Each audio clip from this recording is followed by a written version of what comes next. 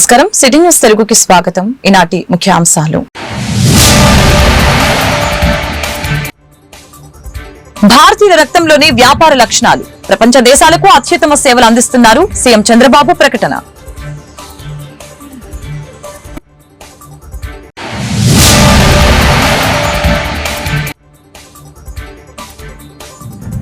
పారిశ్రామికవేత్తలతో CM Chandrababu మంత్రులు భేటీ, petrochemical hub ఏర్పాటుకి ఆహ్వానం.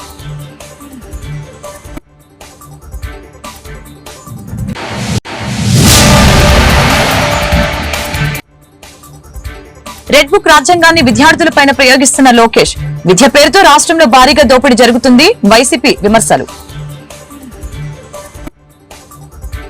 భారతీయుల రక్తంలోనే వ్యాపార లక్షణాలు ఉన్నాయని సీఎం చంద్రబాబు తెలిపారు. ప్రపంచ దేశాలకు భారతీయులు అత్యుత్తమ సేవలు అందిస్తున్నారని కొనియాడారు. దావోస్ లో ప్రపంచ ఆర్థిక సదస్సులో భాగంగా సిఐఐ ఆధ్వర్యంలో గ్రీన్ ఇండస్ట్రియలైజేషన్ పై నిర్వహించిన సదస్సులో సీఎం మాట్లాడారు. మీ అందరినీ చూస్తుంటే నాలో నమ్మకం పెరిగింది. 2.5 దశాబ్దాల్లో హైదరాబాద్ అభివృద్ధి చెందింది. భారత్లో అత్యంత నివాసయోగ్యమైన నగరంగా తీర్చిదిద్దటంలో ఎంతో కృషి చేశాం. అన్ని రంగాల్లో అభివృద్ధి చేశాం. 25 ఏళ్ల కిందటే బిలెట్స్ ఐటీ సేవలను తీసుకువచ్చాం. 1991లో దేశంలో ఆర్థిక సంస్కరణలు ప్రవేశపెట్టారు. ఇంటర్నెట్ ఆర్థిక సంస్కరణని వినియోగించి 2వ తరం సంస్కరణని ప్రవేశపెట్టాను. తొలిసారిగా విద్యుత్ సంస్కరణలు ప్రారంభమయ్యాయి. పాలన వ్యవస్థలో ఉన్న వ్యక్తిగా ఆ సంస్కరణలు తీసుకువచ్చినందుకు ఎన్నికల్లో ఓడిపోయా. ఇప్పుడు ఆ విధానాలే ప్రజలకు అనుకూలంగా అత్యుత్తమంగా మారిపోయాయని సీఎం చంద్రబాబు తెలిపారు. Andhra Pradesh we are having advantages. One is abundant solar and also wind is possible. Deccan Plateau, because of that pumped energy is also possible, and also battery we can introduce that also. With all these things, it is again we are having excellent ports on east coast. After green hydrogen, one has to export. Now he has acquired some units in Kakinada port. Port is ready. If you can complete the project, you can export immediately. That is the advantage we are having. All ecosystem is in order.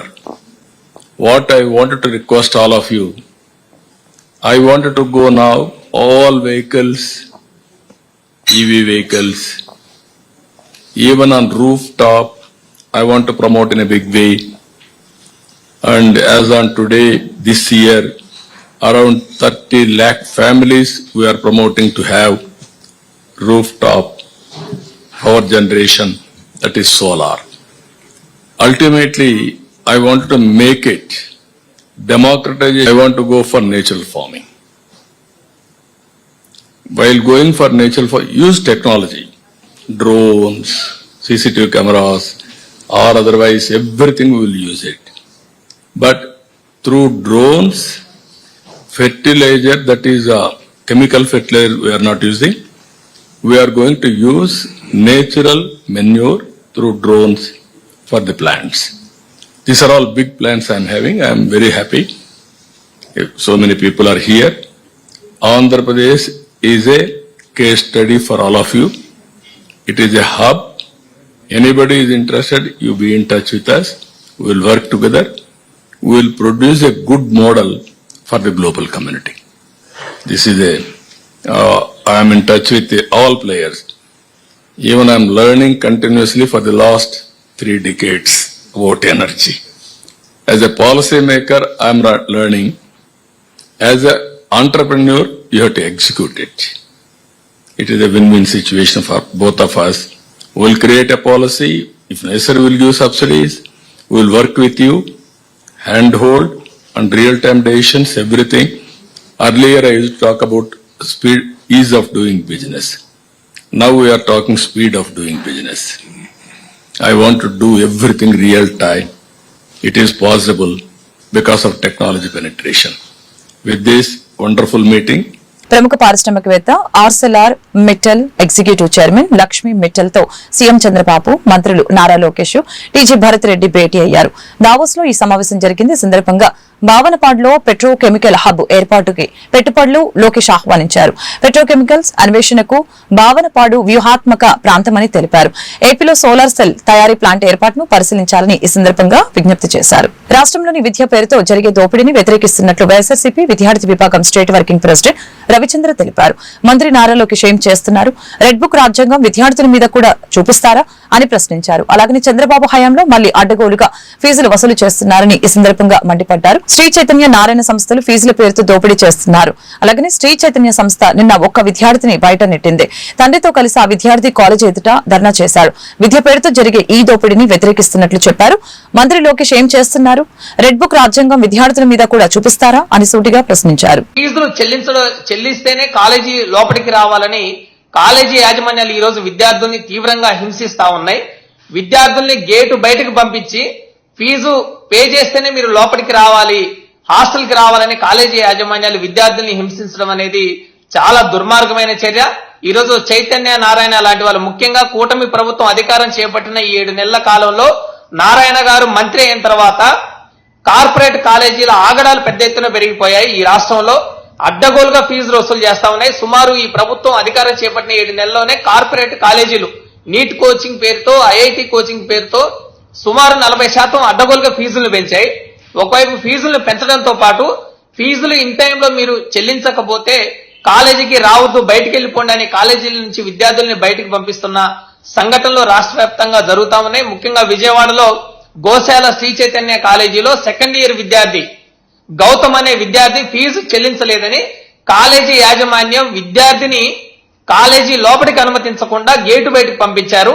మేము 20,000 pay చేశారు ఆ తండ్రి, ఇంకో 50,000 pay చేస్తేనే మీరు కాలేజీలోకి రావాలని college యాజమాన్యం హుకుం జారీ చేసి ఆ విద్యార్థితో పాటు వచ్చిన తండ్రిని బయటకు పంపించి మీరు ఫీజు పే చేస్తేనే లోపలికి రావాలి, 50,000 ఫీజు కడితేనే లోపలికి రండి అని గేటు బయటకు పంపించారు. ఇది చాలా అమానుషమైన ఘటన. దీనిపైన ఇంటర్మీడియట్ అధికారులు తక్షణమే చర్యలు తీసుకోవాలని వైఎస్ఆర్ విద్యార్థి సంఘం తరఫున మేము డిమాండ్ చేస్తా ఉన్నాం. ముఖ్యంగా ఈరోజు కార్పొరేట్ కాలేజీ యాజమాన్యాలు నీట్ కోచింగ్ పేరుతో 3 లక్షల రూపాయల పైగా ఫీజులు వసూలు చేస్తా ఉన్నారు. ఈరోజు గోశాల Sri Chaitanya college NEET coaching student అతను గౌతమ్ సుమారు 2 లక్షల రూపాయలు ఫీజు ఇప్పటికే 1 లక్ష రూపాయల పైన పే చేశారు. 20,000 రూపాయలు మేము పే చేస్తాము, మిగిలిన 50,000 కొంత టైం ఇవ్వండి అని టైం బాండ్ పేరెంట్ అడిగితే టైం బాండ్ ఇవ్వకుండా కాలేజీ యాజమాన్య విద్యార్థిని బయటకు పంపించడం అనేది చాలా అమానవీయమైన ఘటన. ఇది విద్యార్థికి చదువు నిరాకరించే హక్కు కాలేజీ యాజమాన్యానికి లేదు. మీరు ఒక్కసారి కాలేజీలో చేరిన తర్వాత టర్మ్ ఫీజుల పేరుతో ఫీజులు కొంత పే చేసిన తర్వాత మీరు చదువు చెప్పాల్సిన బాధ్యత కాలేజీ యాజమాన్యాలకు ఉంది. విద్యార్థిని బయటికి పంపించే హక్కు మీకెక్కడిది? విద్యని నిరాకరించే హక్కు మీకెక్కడిది? మీరు ఫీజు వసూలు చేయాలంటే, ఫీజు అడగాలంటే విద్యార్థి తల్లిదండ్రులు ఉంటారు కదా, తల్లిదండ్రుల్ని తండ్రి వచ్చాడు విద్యార్థితో పాటు, తండ్రిని ఫీజు అడగకుండా విద్యార్థిని ఎందుకు మీరు బయటికి పంపించారని మేము ప్రశ్నిస్తా ఉన్నాం. అందుకనే విద్య పేరుతోటి ఈ రోజు ఒక దోపిడీ జరుగుతా ఉంది. సొసైటీల పేరుతోటి registration. APS EB engineers association ఆధ్వర్యంలో 2025 డైరీ ఇనాగరేషన్ ఫంక్షన్ విజయవాడలో జరిగింది. ముఖ్య అతిథిగా ఆంధ్రప్రదేశ్ ఎనర్జీ మినిస్టర్ గొట్టిపాటి రవికుమార్ హాజరయ్యారు.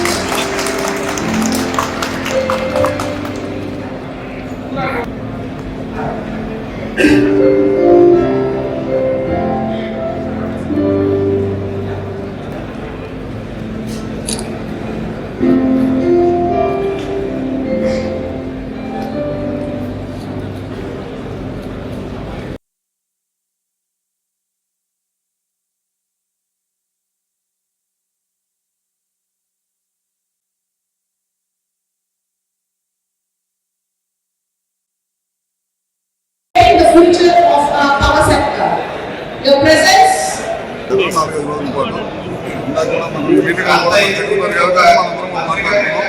రెన్యూబుల్ ఎనర్జీ మీద చాలా పెద్ద ఎత్తున పెట్టుబడులు రావడం కోసం ఆంధ్ర రాష్ట్రం వైపు చూస్తున్నారు. ఎందుకంటే ముఖ్యమంత్రి గారు ముందుకు పవర్ రిఫార్మ్స్ తీసుకొచ్చిన ఘనత ముఖ్యమంత్రి గారు కాబట్టి తప్పకుండా రాబోయే రోజుల్లో చాలా పెద్ద ఎత్తున ఆంధ్ర రాష్ట్రానికి రెన్యూబుల్ ఎనర్జీలో ఖచ్చితంగా పెట్టుబడులు వస్తాయి. దాని ద్వారా ఉద్యోగ కల్పన కానీ నాణ్యమైన పవర్ కానీ ఇవ్వడం కోసం మనకు చాలా ఉపయోగపడుతుంది.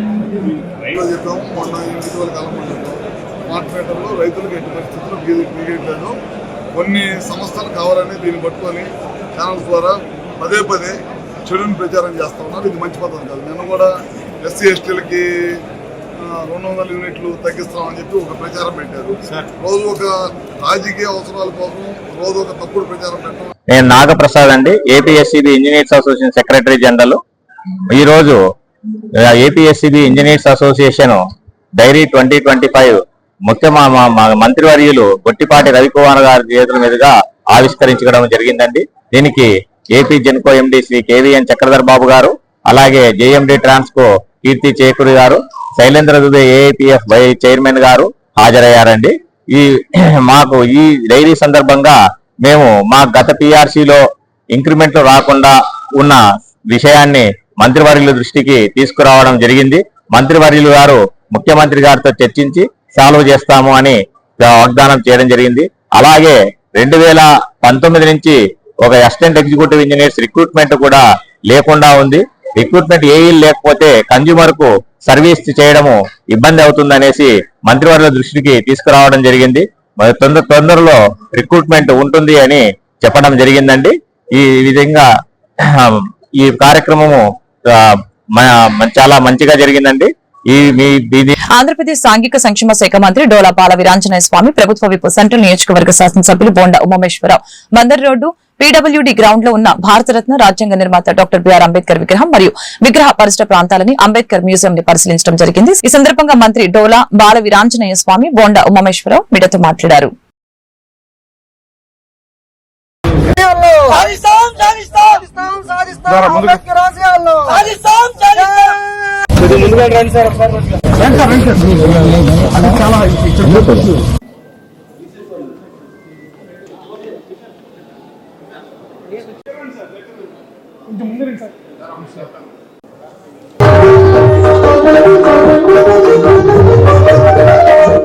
అసలు పేరు భీమారావు సయాజీరావు సంస్థానంలో సైనిక కార్యదర్శి బాధ్యతలు చేపట్టారు. బిఆర్ అంబేద్కర్ గారి స్మృతిమానాన్ని మొట్టమొదట 2014-2019లో విభజించినటువంటి ఆంధ్రప్రదేశ్లో ఆనాటి ముఖ్యమంత్రి చంద్రబాబు నాయుడు గారు అమరావతిలో ఒక స్మృతివనం పెట్టి పెద్ద ఎత్తున ఆ మహానుభావుడు మహనీయుడు మనకి స్ఫూర్తి ప్రదాత అయినటువంటి బాబాసాహెబ్ బిఆర్ అంబేద్కర్ గారి విగ్రహాన్ని పెట్టాలని చెప్పి ఆ రోజు ప్రతిపాదనలు చేయటం. అట్లాగే 2019లో తర్వాత వచ్చినటువంటి ప్రభుత్వాలు ఆ విగ్రహాన్ని అమరావతిని విచ్ఛిన్నం చేసి మరి ఇక్కడ తీసుకొచ్చి విజయవాడ నగరంలో ఏర్పాటు చేయాలని చెప్పి ప్రతిపాదనలు పెడతాం. దీంట్లో అనేకమైనటువంటి ఎలిగేషన్స్ అప్పుడు బిఆర్ అంబేద్కర్ గారి విగ్రహాన్ని కూడా వదలకుండా అవినీతి జరిగిందని చెప్పి ఆ రోజు మరి అంబేద్కర్ అభిమానులు కానీ అంబేద్కర్ భావజాలం గల వాళ్ళు కానీ అనేక రకాలుగా మా నియోజకవర్గానికి ఇచ్చేసిన మంత్రి గారికి ధన్యవాదాలు, అధికారులు కూడా ధన్యవాదాలు తెలియజేస్తా ఉన్నాం. ఈ ప్రాజెక్ట్ని త్వరితగతిన పూర్తి చేసి పూర్తి స్థాయిలో ప్రజలకు అందుబాటులో తెమ్మని కూడా మంత్రివర్యుల్ని రిక్వెస్ట్ చేస్తాం. అందరికీ తెలిసిన విషయమే, భారతరత్న డాక్టర్ బిఆర్ అంబేద్కర్ గారి 125వ జన్మదిన సందర్భంగా ఆ రోజు ఉమ్మడి రాష్ట్రంలో హైదరాబాద్లో ఉన్నటువంటి అసెంబ్లీలో మా నాయకుడు మన ప్రీతం ముఖ్యమంత్రి చంద్రబాబు నాయుడు గారు ప్రకటన చేయడం, భారతదేశంలోనే మొట్టమొదటిసారిగా ఈ ఆంధ్రప్రదేశ్లో ఈ విగ్రహాన్ని మేము ఏర్పాటు చేస్తామని ప్రకటించినటువంటి వ్యక్తి మన చంద్రబాబు నాయుడు గారు, మన ముఖ్యమంత్రి. దాని కంటిన్యూషన్గా అమరావతిలో భూమిని కేటాయింపు చేసి నిధులు కేటాయించి పనులు మొదలుపెట్టడం జరిగింది. తర్వాత మా ప్రభుత్వం ఎన్నికల తర్వాత కొత్త ప్రభుత్వం రావడం జరిగింది. వాళ్ళకి ముందున్నటువంటి ముఖ్యమంత్రి చంద్రబాబు నాయుడుకి ఎటువంటి మంచి పేరు రాకూడదు, ఒక దురుద్దేశం కుట్ర. ఆ రోజు అమరావతి తీసుకున్నా, పోలవరం తీసుకున్నా, ఈ అంబేద్కర్ స్మృతివనం తీసుకున్నా, గ్రామాల్లో చాలా అభివృద్ధి కార్యక్రమాలు అవి ఏవి కూడా ఏ బిల్డింగ్స్ కూడా పూర్తి చేయకుండా నిర్లక్ష్యంగా నిరుపయోగంగా పెట్టడం అలవాటు అయిపోయింది. దానిలో భాగంగా అక్కడ ఉన్న అమరావతి స్మృతివనాన్ని ఎన్టీఆర్ జిల్లా బీజేపీ అధ్యక్షులుగా అడ్డూరి శ్రీరామ్ను ఎన్నుకోవడం జరిగింది. ఈ సందర్భంగా బీజేపీ ఏపీ రాష్ట అధ్యక్షులు పురంధేశ్వరి, ఉపాధ్యక్షులు వేటుకూరి సూర్యనారాయణరాజు, ఎమ్మెల్యే సుజనా చౌదరి, ఎన్టీఆర్ జిల్లా బీజేపీ అధ్యక్షులు అడ్డూరి శ్రీరామ్ మాట్లాడారు. బీజేపీ పార్టీ ప్రతి 3 సంవత్సరాలకు ఒకసారి సంస్థాగత ఎన్నికలు నిర్వహించుకోవడం జరుగుతుందని, ఎన్టీఆర్ జిల్లా 900 పోలింగ్ బూత్ల కమిటీ వేయడం జరిగిందని, జిల్లా ఎన్నికల్లో 15 మంది అధ్యక్ష పదవిని అడగడం జరిగిందని చెప్పారు. ఎన్టీఆర్ జిల్లా అధ్యక్ష పదవికి అడ్డూరి శ్రీరామ్ నామినేషన్ ఇవ్వడం జరిగిందని, అందరి అభిప్రాయాల మేరకు శ్రీరామ్ ని ఏకగ్రీవంగా ఎన్నుకోవడం జరిగిందని చెప్పారు. పార్టీ కోసం పనిచేసిన ప్రతి ఒక్కరికి పార్టీ గుర్తించి వారికి తగిన ప్రాధాన్యత ఇస్తుందని అన్నారు.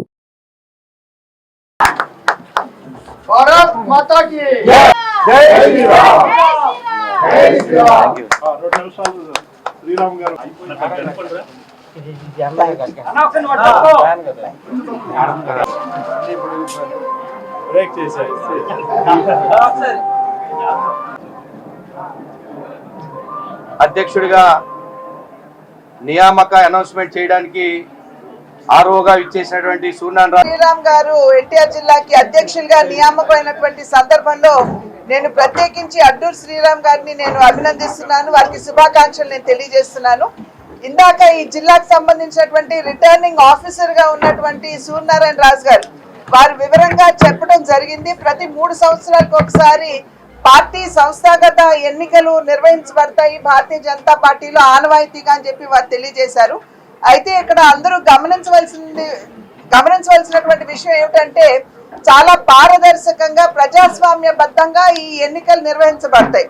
అంటే ఎన్నికలకి సంబంధించినటువంటి ఆఫీసర్ ఆర్ఓ ఎవరైతే ఉన్నారో వారితో పాటు 2 ఆర్ఓలు జిల్లాలో అందరూ ఎవరైతే జిల్లా అధ్యక్షులు కావాలి అని భావిస్తారో వారందరి పేర్లు అభిప్రాయాలు సేకరించడం, ఆ తర్వాత కింద ఉన్నటువంటి కార్యకర్తల యొక్క అభిప్రాయాలు సేకరించడం, వాటన్నిటిని క్రోడీకరించి రాష్ట్ర నాయకత్వానికి తెలియజేయడం, రాష్ట్ర నాయకత్వం వాటిని క్రోడీకరించి జాతీయ నాయకత్వానికి పంపించి ఆ తర్వాత నిర్ణయం అనేది చేయడం జరుగుతుంది. అయితే ఇక్కడ అడ్డూరి గారితో పాటు శ్రీరామ్ గారితో పాటు ఇంకొక 4-5 పేర్లు కూడా ముందుకు వచ్చినటువంటి నేపథ్యం. అంటే ఇందాక సూర్యనారాయణ రాజు గారు చెప్పారు, దగ్గర 15 మంది ముందుకు వచ్చి వారు ఎన్నికలకి సంబంధించి పడటానికి భారతీయ జనతా పార్టీ ఎప్పుడు కూడా ప్రాసెస్ ను ఫాలో అవుతుంది. ఆ విధంగా అడ్డూరి శ్రీరామ్ గారిని జిల్లా అధ్యక్షులుగా ఎన్నుకోవడం జరిగింది. ఈరోజు ముఖ్యమైన సబ్జెక్ట్ అది కాబట్టి అడ్డూరి శ్రీరామ్ గారితో నేను గత 5 సంవత్సరాల నుంచి నేను అనేక సందర్భాల్లో కలిసి పనిచేయడం జరిగింది. గత సంవత్సరం నుంచి అయితే ఎన్టీఆర్ జిల్లా అధ్యక్షుడిగా అనేక సందర్భాల్లో అనేక ప్రదేశాల్లో కూడా పనిచేశాం. నా అభిప్రాయం ప్రకారం అడ్డూరి శ్రీరామ్ గారు సౌమ్యుడు, సమర్థుడు. డెఫినెట్గా ఇందా మేడం గారు చెప్పినట్లు అందరితో కలిసి బైక్ తీసుకొని వెళితే ఇప్పుడు ప్రస్తుతానికి కనుక మార్కులు వేయాలి అంటే 55 మార్కులు 60 మార్కులు వేయాలంటే 100 మార్కులు తెచ్చుకునే పొటెన్షియల్ ఉంది ఆయన దగ్గర. ఆ విధంగా పని చేస్తాడని చెప్పి నాకు గట్టి నమ్మకం ఉన్నది. డెఫినెట్గా అందరితో పాటు, ఎందుకంటే ఎవరు చాలామంది ప్రయత్నం చేస్తారు, వాళ్ళు కూడా అందరూ కూడా సహకరించాలని చెప్పి అడ్డూరి శ్రీరామ్ గారికి. అదేవిధంగా మాజీ కేంద్ర మంత్రివర్యులు విజయవాడ పశ్చిమ నియోజకవర్గ శాసనసభ్యులు ప్రీతమ నాయకులు సుజనా చౌదరి గారు ఈరోజు ఈ కార్యక్రమానికి విచ్చేయడం చాలా ఆనందదాయకమైనటువంటి విషయం. ముఖ్యంగా భారతీయ జనతా పార్టీ సంస్థాగత ఎన్నికల కార్యక్రమంలో భాగంగా బూత్ స్థాయి నుంచి జాతీయ అధ్యక్షుడి వరకు కూడా ఎన్నిక ప్రక్రియ ద్వారానే ఎన్నుకోవడం జరుగుతూ ఉంది. అది సంస్థాగత నిర్మాణంలోని మొదటి నుంచి కూడా వస్తున్నటువంటి ప్రక్రియ. అందులో భాగంగానే ఈరోజు గత సభ్యత్వ నమోదు కార్యక్రమం ప్రారంభం దగ్గర నుంచి బూత్ అధ్యక్షుల నియామకం దగ్గర నుంచి మండల కమిటీల ప్రక్రియ ద్వారా మండల అధ్యక్షులను ఎన్నుకొని తర్వాత మండల అధ్యక్షుల ద్వారా మిగతా ఉన్నటువంటి సీనియర్ నాయకులు పెద్దల ద్వారా జిల్లా అధ్యక్షుడిని ఎన్నుకునే ప్రక్రియ జరుగుతా. అందులో భాగంగానే నిన్న నామినేషన్ల ప్రక్రియ జరిగింది. అందులోనే అందరూ కూడా భారతీయ జనతా పార్టీ మండల అధ్యక్షుల దగ్గర నుంచి సీనియర్ నాయకుల దగ్గర నుంచి కార్యకర్తలు అందరూ కూడా ఏకగ్రీవంగా నన్ను ఎన్నుకున్నందుకు నేనే ఉండాలి బాగుంటుందని చెప్పినందుకు వారందరికీ కూడా ఉదయపూర్వక నమస్కారాలు తెలియజేసుకుంటూ, తప్పకుండా పెద్దలు పురంధేశ్వరి గారు, సుజనా చౌదరి గారు చెప్పినట్టుగా తప్పకుండా ప్రతి ఒక్క కార్యకర్తని కలుపుకుంటూ పార్టీ శ్రేయస్సే లక్ష్యంగా, పార్టీ కోసం అంకిత భావంతో చిత్తశుద్ధితోని పనిచేసే ప్రతి కార్యకర్తని కలుపుకొని పార్టీ అభివృద్ధి కోసం తప్పకుండా కృషి చేసి రేపు రాబోయే స్థానిక సంస్థల ఎన్నికల్లోని ద్విచక్ర వాహన చోదకులకి హెల్మెట్లు తప్పనిసరి అని CI K Giribabu Vijayawada CP ఆదేశాల మేరకు తిరుపతిలో హెల్మెట్ అవగాహన కార్యక్రమాన్ని నిర్వహించారు. ప్రతి ఒక్కరు కూడా హెల్మెట్ తప్పనిసరిగా ధరించాలని చెప్పారు. ప్రమాదాల నియంత్రణకు హెల్మెట్ పై అవగాహన కార్యక్రమాన్ని నిర్వహిస్తున్నట్లు తెలిపారు.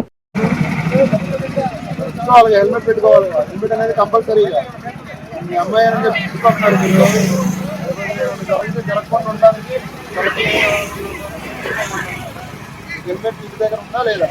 ఇంటి దగ్గర ఉంటే కంపల్సరీ ఇప్పుడు ఫైన్ వేస్తాడు. చూడు బాబా సార్ మధ్యలో ఒకటి రండి. అరే మంచి కొట్టు.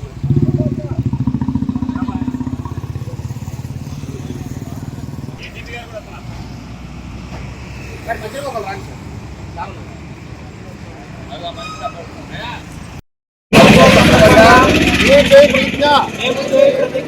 రోడ్డు మీద ప్రయాణం చేయనప్పుడు ఖచ్చితంగా ట్రాఫిక్ నియమాలు పాటిస్తాను. అందరూ కూడా వాహనాలకు రికార్డులు కలిగి ఉండాలని, మద్యం సేవించి వాహనం నడపకూడదని, హెల్మెట్ లేకుండా అజాగ్రత్తగా నడపకూడదని, మైనర్లు డ్రైవింగ్ చేయకూడదని, ఆ కుటుంబాన్ని ఆ బంధువులను ట్రాఫిక్ నియమాలు పాటించేట్టు చూస్తానని,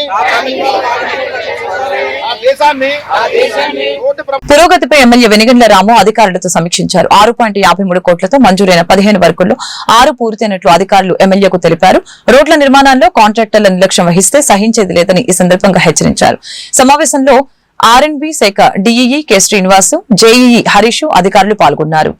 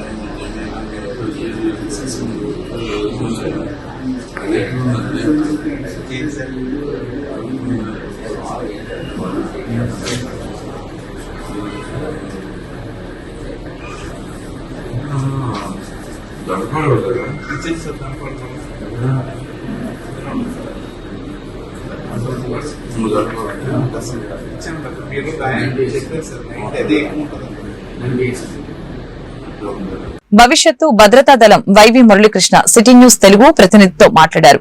ఈ నెల 6వ తారీఖున కలెక్టర్ ని కలిసి గుడివాడ పట్టణంలో పెరిగిపోతున్న ట్రాఫిక్ సమస్య, రోడ్ల ఆక్రమణల గురించి వినతి పత్రం అందజేసినట్లు చెప్పారు. ఆ రోజు కలెక్టర్ ఆర్డీఓకి, కమిషనర్ కి ఫోన్ లో మాట్లాడారని, కమిషనర్ కొంత చొరవ తీసుకున్నప్పటికీ రాజకీయ ఒత్తిళ్ల కారణంగా అధికారులు క్రమబద్దీకరణని నిలుపుదల చేశారని అన్నారు. తద్వారా ట్రాఫిక్ సమస్యలు పెరగడం వలన ప్రజల్లో అసహనం వస్తుందని చెప్పారు. కావున అధికారులు అందరూ కూడా చిన్న పెద్ద వ్యాపారస్తులు, రాజకీయ నాయకులు అందరూ కూడా సహకరించి పట్టణ అభివృద్ధికి సహకరిస్తే రాజకీయ నాయకులకి కూడా మంచి పేరు వస్తుందని అన్నారు.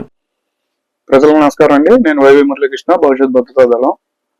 మొన్న 6వ తారీఖు నేను కలెక్టర్ గారి దగ్గరికి వెళ్ళి మన గుడివాడ పట్టణంలో పెరిగిపోతున్న ట్రాఫిక్ గురించి, ఆక్రమణల గురించి నేను వారికి వినతి పత్రం ఇవ్వటం జరిగింది.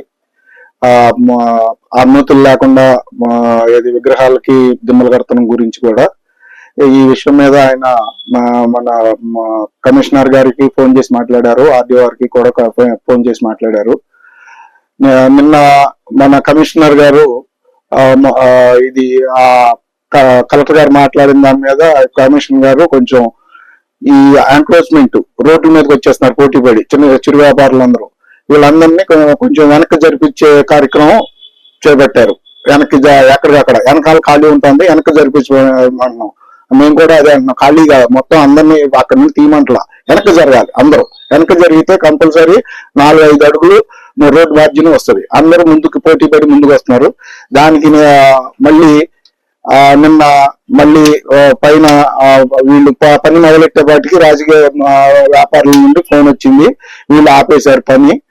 నేను ఇప్పటికైనా చెప్తున్నా ఏంటంటే, రాజకీయ వ్యాపారులకి మీరు మాటలు చెప్తుంది కాదు, స్వచ్ఛ ఆంధ్రప్రదేశ్ అని చెప్పి ప్రతిజ్ఞలు చేస్తాం కాదు, అధికారులకు సహకరించండి. మన ఊరు మనం శుభ్రం పరచుకోవాలి. మేము ఎవరికి వ్యతిరేకం కాదు. ఒకరికొకరు పోటీ పడి ముందుకు వచ్చేస్తున్నారు రోడ్ల మీదకి, వెనక వాళ్ళంతా ఖాళీ ఉంటుంది. వెనక్కి జరిపించే కార్యక్రమం కమిషనర్ గారు చేపట్టారు, మున్సిపాలిటీ వాళ్ళు చేపట్టారు. దానికి రాజకీయ వ్యాపారులు సహకరించండి. పెద్దవాళ్ళకి తెలుస్తుందో లేదో ఈ విషయం, లేదంటే ఆ కింద వాళ్ళు ఫోన్లు చేసి ఆపమంటున్నారో తెలియట్లేదు. దీన్ని బట్టి మీరు ఆలోచించి మీకే పేరు వస్తుంది రేపు పొద్దున మంచిగా చేస్తే.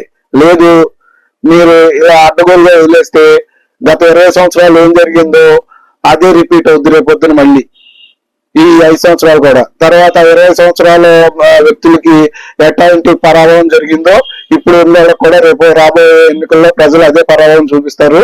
మీరు కాబట్టి దయచేసి ప్రభుత్వ అధికారులు చేసే పనుల్లో వాళ్ళ పనులు వాళ్ళకి చేయనివ్వండి.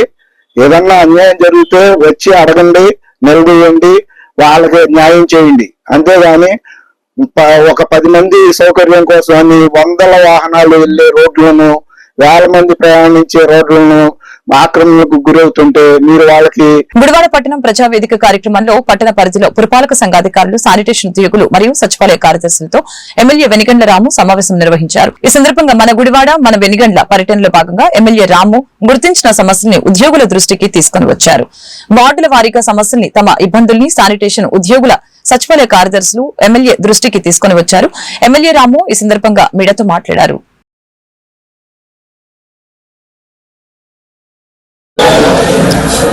గౌరవనీయులైన శాసనసభ్యులు గారికి నమస్కారం sir. Okay sir. Sir first ward Nagarpadu area sir. అది మొత్తం 3 పాకెట్ల కింద ఉంది సార్. వైఎస్ఆర్ కాలనీ ఒకటి, Lingavaram road, Prasanna Mandir area sir. ఆ వైఎస్ఆర్ కాలనీ ఏరియా కొంచెం స్లమ్లా ఉంటుంది సార్. కొంచెం అక్కడ డ్రైనేజ్ సమస్య లేదు, కానీ చెత్త అనేది కొంచెం క్లియర్ చేయడం కొంచెం కష్టం సార్. పబ్లిక్ ని కొంచెం ట్యాంకులు క్లీన్ చేసే చెత్త, కొబ్బరి బొండాలు అలాంటి రాత్రిపూట డంప్ చేసేస్తున్నారు సార్.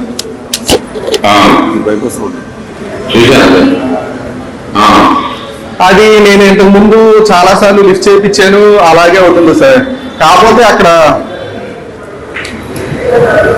ఒక సీసీ కెమెరా లాంటిది పెడితే దాన్ని మానిటరింగ్ ఉంటే ఖచ్చితంగా వాళ్ళు వేయకుండా ఉంటారు సార్. పదవాళ్ళు ఎవరున్నాయి? మొన్న వచ్చింది అమ్మాయి కూడా వచ్చింది. పదవాళ్ళు చిన్న డ్రైనేజ్ సమస్య ఉంది కదా, ఆ సమస్య ఉంది. అది కనుక మీరు ముందే తీసుకుని వచ్చినట్టయితే దాంట్లో మీరు చూసింది మీరు ఎట్టి పరిస్థితుల్లోనూ మీ వాటిని మీరు పరిశుభ్రంగాను, మీరు నీట్ గాను మీ పని స్పష్టంగా కనపడేది చేసుకోగలగడం అనేది మీ అవసరం మీకు అందరికీ. సో దాంట్లో మీకు ఏం సమస్యలు ఉన్నాయి అనే దాని మీద అట్లీస్ట్ మనం మీకు నా దగ్గరికి కూడా వచ్చి కొన్ని మీకు ఏమైనా సమస్యలు సాల్వ్ కావాల్సి ఉంటే నా దగ్గరికి కూడా వచ్చి దయచేసి ప్రతి ఒక్కళ్ళు ఇది ఇలా చేస్తే ఈ సమస్య సాల్వ్ అవుతుంది అని చెప్పేసి మీరు ఒక లెటర్ కానీ ఇది కానీ రాసి ఇచ్చేస్తే దాని మీద అలా అంటే ఒకసారిగా 100 కోట్లు 200 కోట్లు తెచ్చేద్దాం, తెచ్చుకుని మొత్తం ఉన్న సమస్యలన్నీ ఒకసారి చేద్దాం అంటే జరిగే పని కాదు మనకు.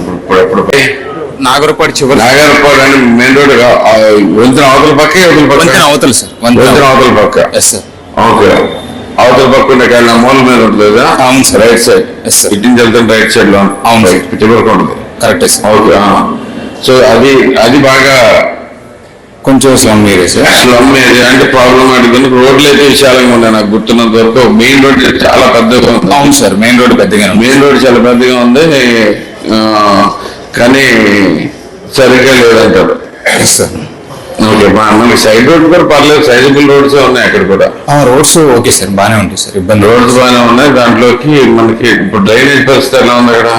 డ్రైనేజ్ ఓకే సార్, బాగా. డ్రైనేజ్ వేరే వాళ్ళ మీరు కదా? ఓకే సార్, డ్రైనేజ్ కూడా బాగానే ఉంది సార్, ఇబ్బంది లేదు సార్. ఓకే సార్, ఉన్న వర్కర్స్. వార్త ముగించే ముందు ముఖ్యాంశాలు మరొకసారి.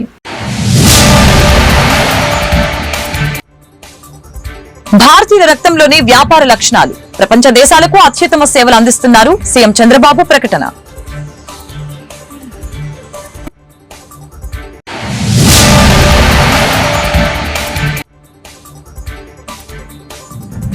పారిశ్రామికవేత్తలతో సీఎం చంద్రబాబు మంత్రులు భేటీ, పెట్రోకెమికల్ హబ్ ఏర్పాటుకి ఆహ్వానం.